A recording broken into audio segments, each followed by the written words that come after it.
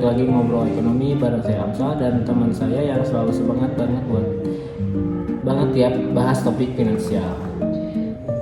Hari ini kita bakal bahas sesuatu yang penting banget buat dunia bisnis dan keuangan, yaitu risiko pasar. Nah, sebelum jauh, Raisa bisa jelaskan dulu nggak apa sih yang dimaksud dengan risiko pasar itu? Jadi risiko pasar itu suatu kondisi yang dialami perusahaan akibat perubahan situasi atau kondisi pasar yang di luar kendali mereka.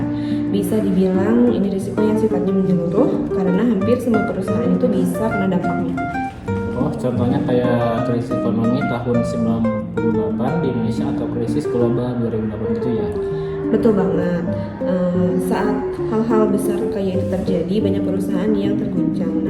Nah, biasanya kalau udah begini, perusahaan itu harus ambil langkah strategis kayak merger, akuisisi, atau bahkan diversifikasi biar bisa bertahan. Jadi sebenarnya risiko pasar ini bisa dibagi dua ya, atau sempat baca ada general market risk dan specific market risk. Betul. Jadi general market risk itu risiko yang dialami oleh semua sektor bisnis.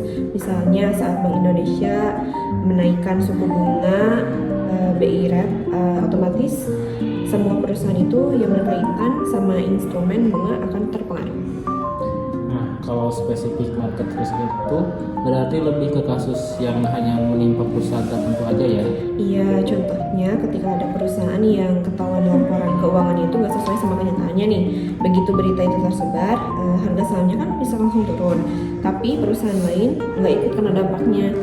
Selain itu dalam general market risk juga ada kategori kayak for instance is interest rate risk sampai commodity positian risk kan? Betul banget.